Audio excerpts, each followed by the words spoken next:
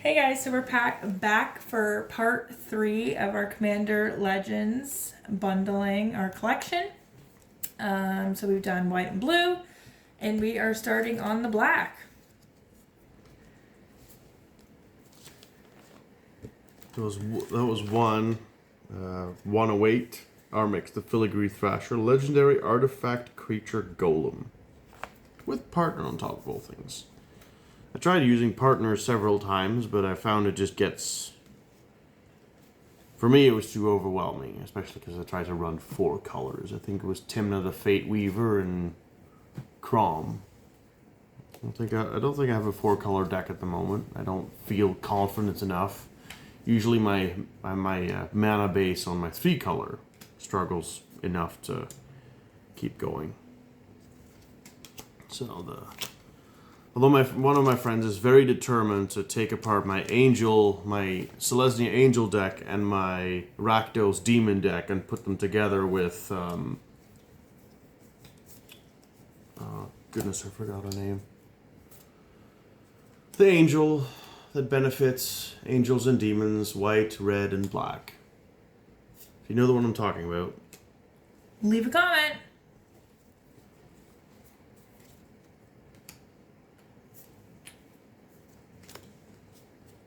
it's gonna bother me now. I'm gonna look it up. Pardon my French. You gave me a set, but I saved it on my own eBay watch list because I knew eventually Kalia of the Vast. Somebody made a really cool alternate one, which sometimes I like. I like supporting small businesses, and sometimes I like, if I own an original copy of, especially things like a Commander where you really only need 1 copy of, sometimes I like going a little extra and getting a fancy, like, full art without any text on it printed whatsoever, and if it supports a small business and I own the actual copy of it, I don't really see a problem using proxies. But like I said, I prefer at least owning 1 copy of it myself. One big stack right here, Blade Brand. We're keeping it's blank and a black. Target creature gains death touch until end of turn and draw a card in black. Which, drawing a card in black without paying life or a lot of extra stuff for it, or creatures most of the time, is not bad. We'll keep 2 and put 5 off to the store. Over there.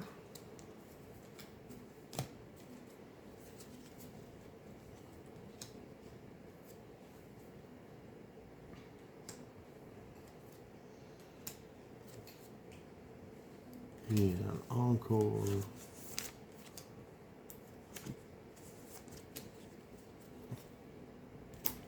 What surprises me a little bit in Magic the Gathering is that elves are usually green and black, and usually elves aren't really associated with darker colors unless you go into like the Blood Elves and well, obviously the Warhammer Dark Elves, but I've been told this is a Magic channel and not a Warhammer channel. So. Well, it's a little bit of both, but as we're sorting Magic, maybe less Warhammer. Okay. I'll put a hold on the 98 paragraphs of Horus Heresy lore that I could be sharing.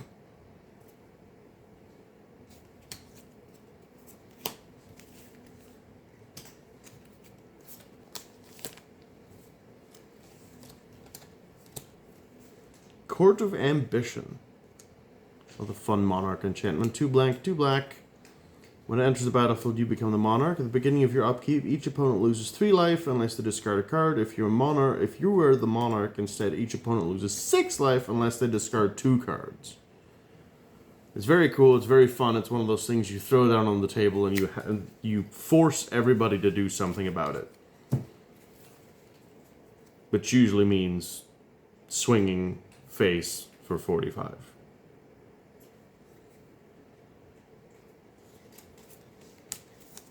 Again, you need to play some kind of like pillow fort setting to soak up Monarch.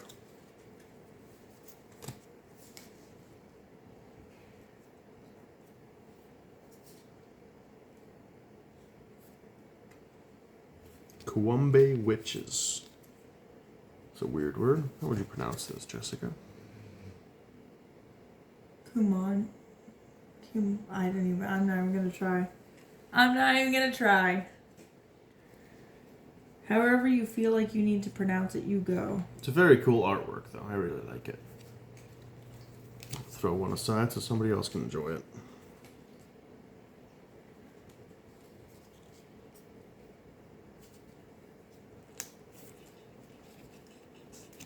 In the past, I've been known to put cards in decks that look very cool in the artwork, which I think is amazing. I used to have a binder with just full art lands that weren't even necessarily in decks or anything. I really liked all the various art.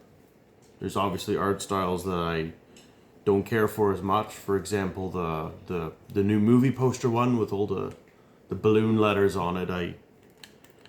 I don't understand the appeal of it, and sometimes they're frankly quite hard to read. A friend of mine bought a couple of the ones from the Lord of the Rings set.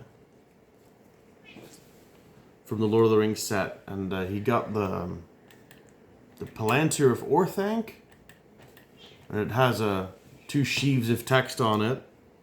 And we ended up having to Google what the card actually does because he couldn't quite remember, and neither one of us could read because the text kind of fades out of the bottom.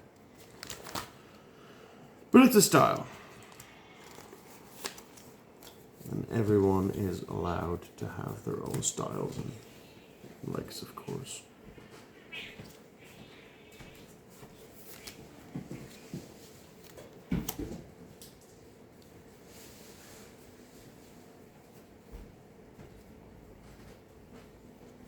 This could be a fun one.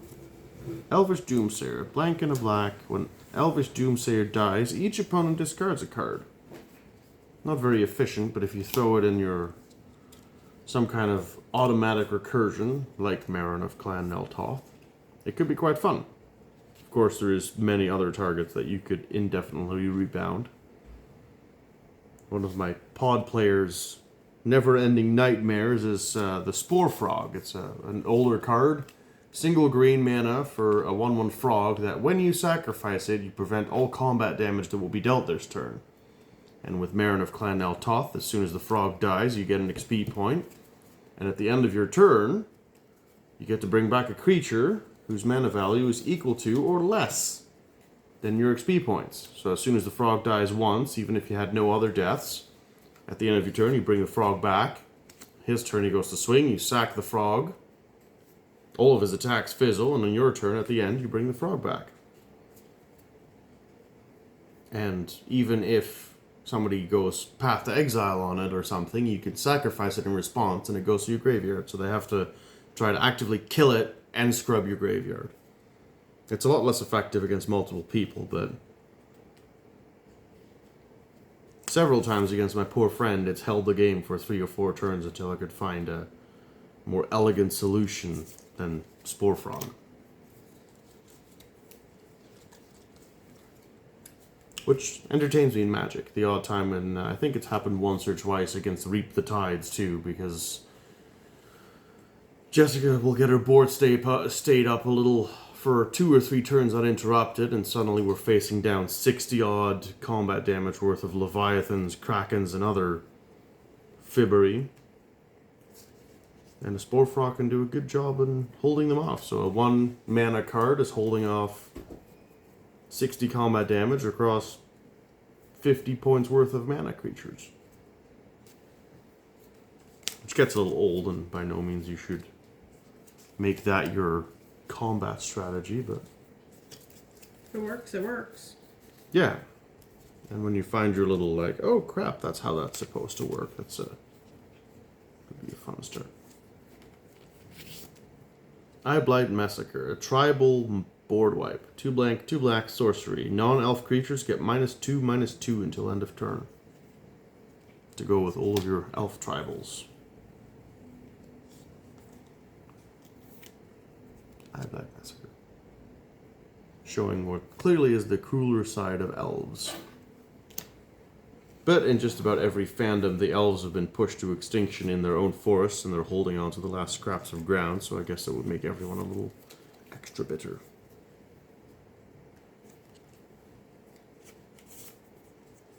And I'm socially obliged to show you the cool kitty cat. I like cats. There was a couple of cats in the Spider-Man set, and I went to the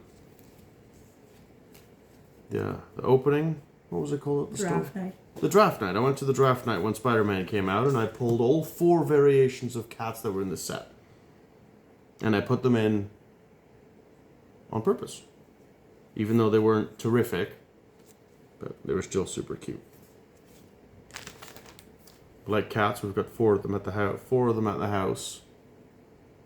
All rescues with devastating backstories.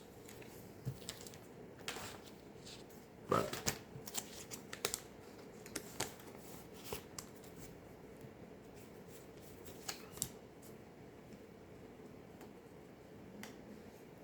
Fleshbag Marauder. Classic. Even though there's lots of reprints, we're going to keep 2 of them because it's fun and an endless recycler, and it's a zombie, and I've got a soft spot for zombies. This is one of the less appealing art styles for me, but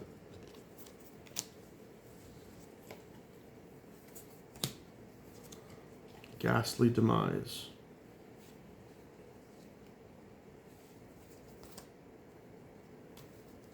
Pretty useful. Single black, destroy target non-black creature if its toughness is less or equal to the number of cards in your graveyard. Pretty neat art.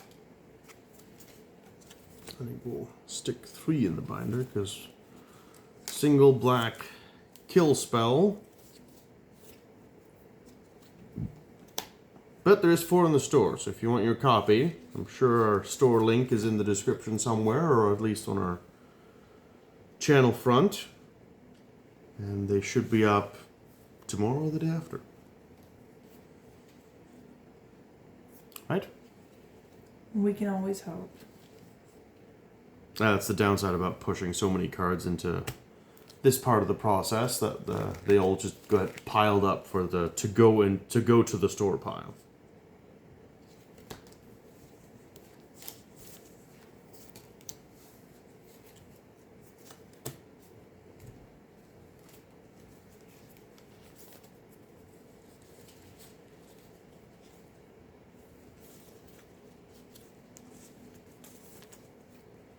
And a zombie. Malfeld Twins. 5 blank, a black, 4/4. When it dies, create 2 2/2s.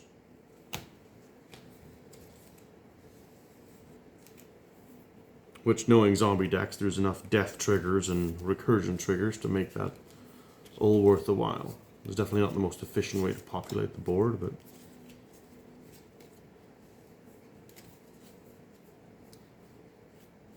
Murder. One of the more reprinted cards.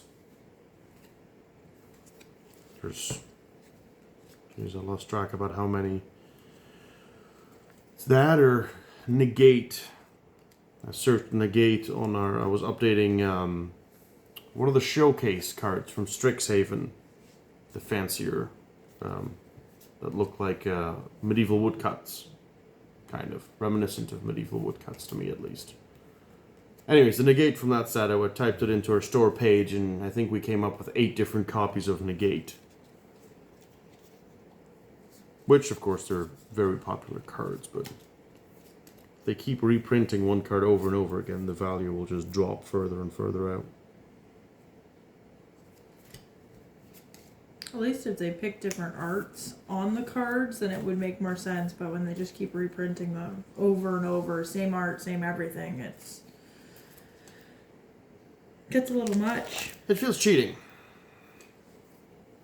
What was the card I showed you this morning and it did the same thing? It was 4 different... It was the same card from 4 different sets, still with the same art style. If they're going to reprint cards, at least they should support some new artists, or give new or old artists a chance to put a new spin on a classic card. Well, this one would be great in token decks. 2 blank and black. Nadir's Nightblade. It's an elf warrior. What? Whenever a token you control leaves the battlefield, each opponent loses a life and you gain a life. I know quite a few decks that somebody board wipes and You try to shove this guy in quickly, or have him stack the trigger so that he dies last, and you can still end the entire game with leave everyone gasping in the wind. Noxious Dragon. I think just about all the dragons went up a little bit in price ever since the shenanigans from Dragonstorm came out. I don't know what you guys all thought about Dragonstorm. I didn't do too great. I bought a collector's booster, coincidentally the day they came out, and pulled... Oh, forgot her name already. Pulled a $120 card out of it. Threw it on eBay because just went for more packs. Sold a couple days later. Went back to the store for more collector packs, and they laughed at me because they got bought up and they only got sent 2 because apparently their supply chains have been a little rough on things like collector packs and stuff. I'll leave you guys to dicker out where everything went. Some people say it's scalpers, some people say it's just the company not providing enough, but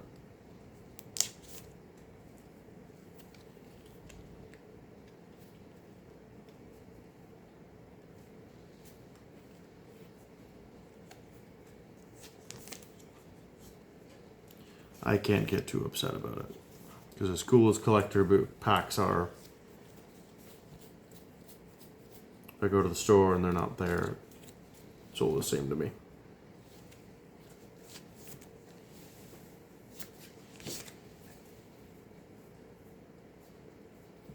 Supernatural Stamina. Instant. Single black. Until end of turn, target creature gets +2 and 0. Whenever this creature dies, it returns to the battlefield tapped under its owner's control. That's definitely helpful to pull your one big guy out of the fire when somebody slams down a board wipe.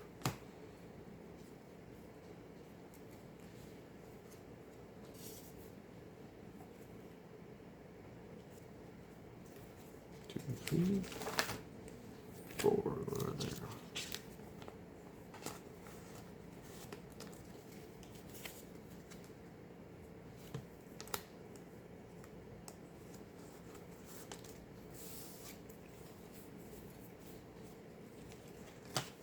Tormund the Desecrator. One of my, I'm not going to say favorite cards, but one card I really prefer a lot is Crypt of Tormund. I think there's one in every single one of my commander decks. For those of you not familiar, it's an artifact, 0 cost.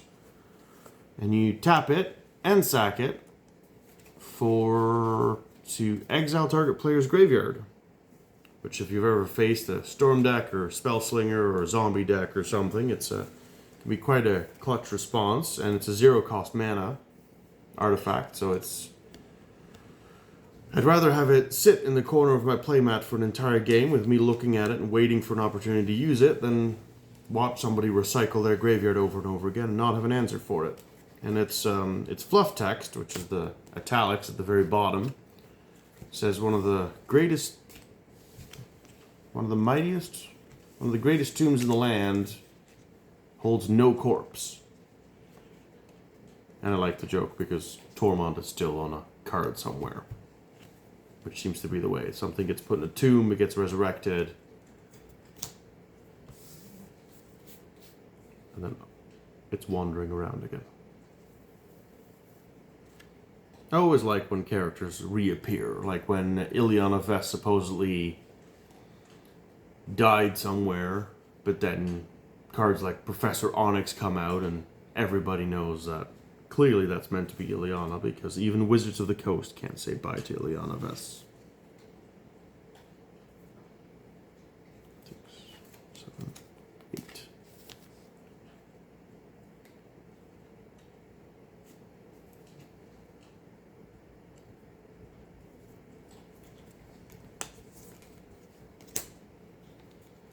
Looks like that's all for black. How'd you do? We're a little scarce, actually. I don't think we did worse than blue, for sure. We had Missing one, missing one, missing none. 3, 4, and 5. Probably, but I don't know where the red picks up. So missed quite a few. Had some cool ones, but if you got a favorite.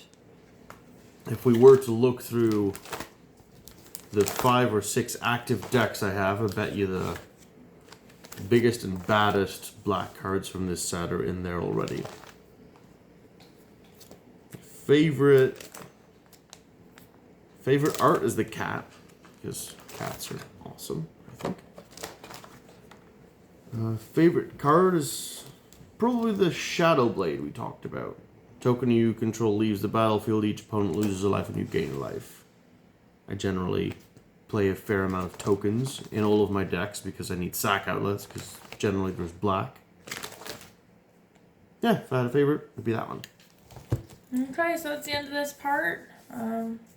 Stay tuned for the next one. I think we're going to be doing red. I'm going to say red. Let's go with red. Okay. Just remember to like, comment, and subscribe.